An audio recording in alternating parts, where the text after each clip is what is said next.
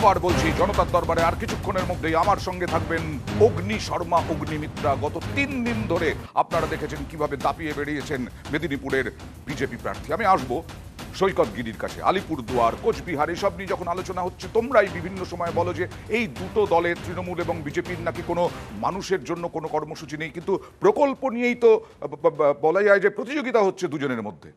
না দেখুন, এটা তো খুব স্বাভাবিক যে এবারে নির্বাচনে বাইনারি তৈরি করবার একটা প্রবল প্রয়াস হচ্ছে। সে রামনবমীকে কেন্দ্র করে হতে পারে, মোদি দিদি দুহাতে দুটো লাড্ডুর তত্ত্ব হতে পারে। আমি শুধু মনে করাতে চাইছি, দেখুন আমাদের বামপন্থীদের এই নির্বাচনে উত্তর বাংলার এই 3টে সিটে যে আমরা ব্যাপক রেজাল্ট করবো এই কথা আমরা বলছি না, কিন্তু আমরা মনে করাতে চাইছি এই তৃণমূল বিজেপি 2019-এ বলেছিল নারায়ণী রেজিমেন্টের কথা, 2019-এ বলেছিল নারায়ণী ব্যাটালিয়নের কথা, বলেছিল রাজবংশী শিক্ষক নিয়োগ করবে। আজকে অবধি আমরা কি দেখলাম? উত্তর বাংলার মানুষের জন্য তৃণমূল বিজেপির উপহার কি? 1 নম্বর উপহার হচ্ছে পার্লামেন্টে সবচাইতে কম শতাংশ উপস্থিতি, অংশগ্রহণ উত্তর বাংলার 3 জন বিজেপি সাংসদের। 1, 2, পরেশ অধিকারীর মেয়ে চাকরি চুরি করে চাকরি পেল। এই তো উত্তর বাংলার প্রাপ্তি। উত্তর বাংলায় একের পর এক প্রাকৃতিক দুর্যোগ হয়েছে। আপনি যদি দেখেন হড়কাবান ঘটেছে, তখন আমরা দেখেছি তৃণমূলের মাননীয় মুখ্যমন্ত্রী এখানে কার্নিভাল করতে ব্যস্ত থেকেছেন। একটা মিনিমাম সৌজন্যতামূলক বাংলার মুখ্যমন্ত্রী তিনি একটা কার্নিভালে ব্যস্ত থাকলেন, ওখানে যেতে পারলেন না।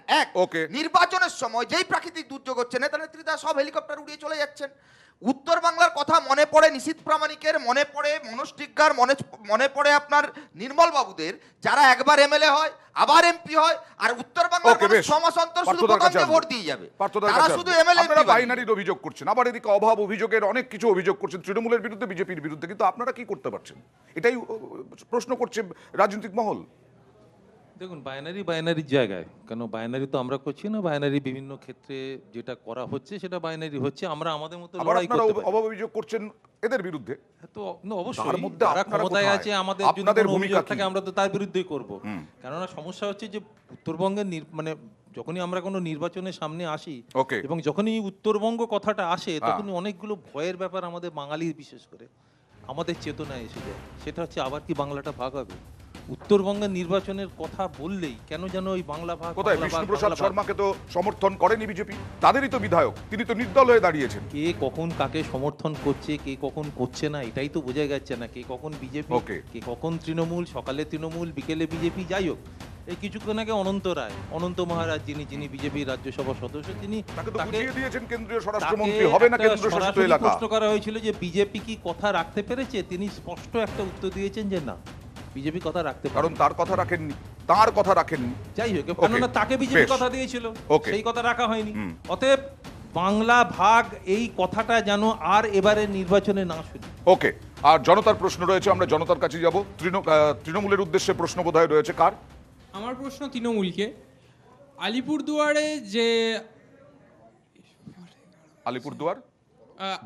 আলিপুরদুয়ারের জন্য যে আপনারা এত কিছু করছেন, মানে বিশেষ করে আলিপুরদুয়ার জেলা হলো, তাও আপনারা ভালো ফল করতে পারছেন না কেন? এটাই মানে আলিপুরদুয়ার জেলা আরো স্পেসিফিক। আমরা বারবারই বলছি যে আলিপুরদুয়ারের মানুষ যদি দেখেন যে লোকসভা এবং বিধানসভা মানুষ দুহাত তুলে ভারতীয় জনতা পার্টিকে আশীর্বাদ করেছে, এটা তো নয়, কিন্তু পরিবর্তে কি পেয়েছে? চা শ্রমিকরা আলাদাভাবে কোনো বেনিফিট পায়নি। একদিকে রাস্তা হোক বা পর্যটন শিল্পে আলাদাভাবে কোনো উন্নয়নের জন্য টাকা বা কিছু পায়নি। একজন সাংসদ সারা বছরে 7 কোটি টাকা দিয়ে খরচা করতে পেরেছে 4 বছরে 20 কোটির জায়গায়। এবং সবচেয়ে বড় কথা, বিজেপি জানে যে কতটা অপদার্থ একটা প্রার্থী, তাকে চেঞ্জ করে নতুন প্রার্থী নিয়ে আসতে হলো।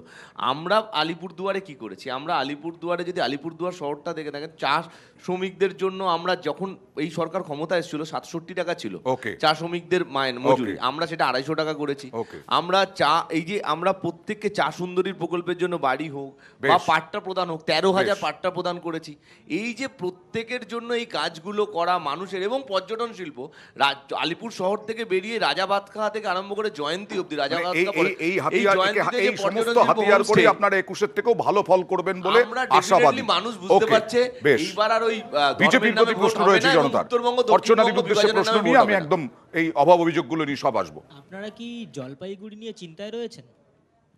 কেন, কিসের চিন্তা? জলপাইগুড়ি নিয়ে চিন্তায় রয়েছেন কেন? মানে জলপাইগুড়িতে আমাদের এমপি ছিল, হ্যাঁ, আমাদের সেই এমপি দাঁড়িয়েছে।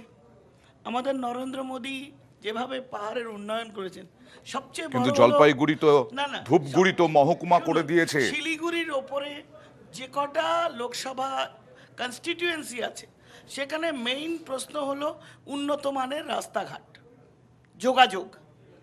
আপনি দেখবেন যখন পশ্চিমবঙ্গ ছাড়বেন, একটু সিকিম যান, একটু এগিয়ে যান, সেই রাস্তা দেখুন বিএসএফ এর, আর কার্শিয়াং, কালিম্পং, দার্জিলিং এর রাস্তা দেখুন।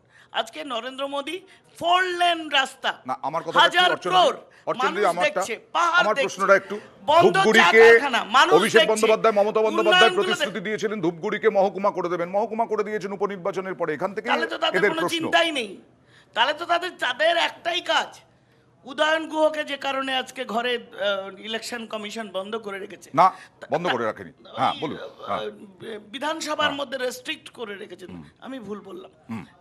ব্যাপারটা হচ্ছে এরকম যে দেখুন, যে উদয়ন গুহ 75 ভোটে নিশীথের কাছে পরাজিত হয়েছিলেন, Okay. ঘরে ঢুকে গিয়েছিলেন, হ্যাঁ। তিনি বাই ইলেকশনে 1.5 লাখ 1 লাখ ভোট পেয়ে জিতে গেলেন। Okay.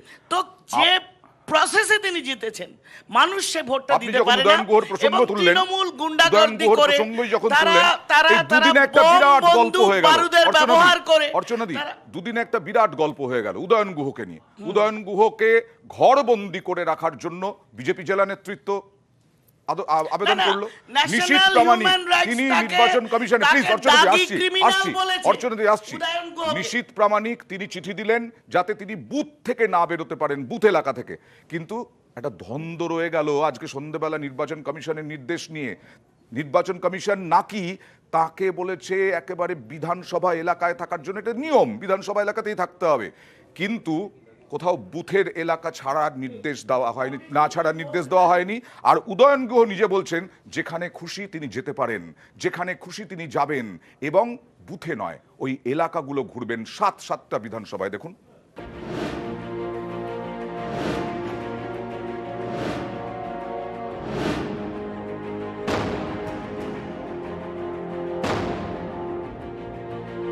আমি কাল সকালে বেরোবো, ভোট দেব, আমার যেখানে মনে হবে যাবার প্রয়োজন আছে সেখানে আমি যাব, আমার তো কোনো বাধা নেই যাবার। আর নির্বাচন কমিশন আমাকে এই কথাও বলেনি বা কেউ বলেওনি যে কোথায় যাব না যাব। যেহেতু আমি ক্যান্ডিডেট নই, সেটা আমি কোনো বুথে যাওয়ার আমার এখতিয়ার নেই, আমার নিজের বুথে ভোট দিতে যাওয়া ছাড়া। তারপর দিয়ে আমার সর্বত্র যাওয়ার অধিকার আছে, আমার কুচবিহার লোকসভা কেন্দ্রের মধ্যে আমি যাব। নিজের বুথের মধ্যে রাখবার ব্যবস্থা করলে আরো ভালো হতো, কারণ আলটিমেটলি ভায়োলেন্সটা তো উদয়ন গুহ সারা দিনাটা জুড়ে করেন, এবং দিনাটায় যে ভোটটা হচ্ছে এবার সেটা উদয়ন গুহর ভায়োলেন্সের বিরুদ্ধে ভোট হচ্ছে। তো স্বাভাবিকভাবেই আমরা চাইছিলাম যে মানুষ যাতে নিজেদের গণতান্ত্রিক অধিকার তারা যাতে প্রত্যেকেই প্রয়োগ করতে পারে, যেখানেই দিন না কেন আপনাদের নিজেদের গণতান্ত্রিক অধিকারটা প্রয়োগ করুন। বুধবার কমিশনের কাছে উদয়ন গুহর গতিবিধি নিয়ন্ত্রণের আর্জি জানান কোচবিহার লোকসভা কেন্দ্রের বিজেপি প্রার্থী নিশীথ প্রামাণিক। উদয়ন গুহর বুথ এলাকা দিনহাটার বাবুপাড়া। নিশীথ চেয়েছিলেন ভোটের দিন এই এলাকার বাইরে যেন বেরোতে না পারেন দিনহাটার তৃণমূল বিধায়ক। বুথ এলাকায় আটকে রাখার আর্জি জানান নিশীথ।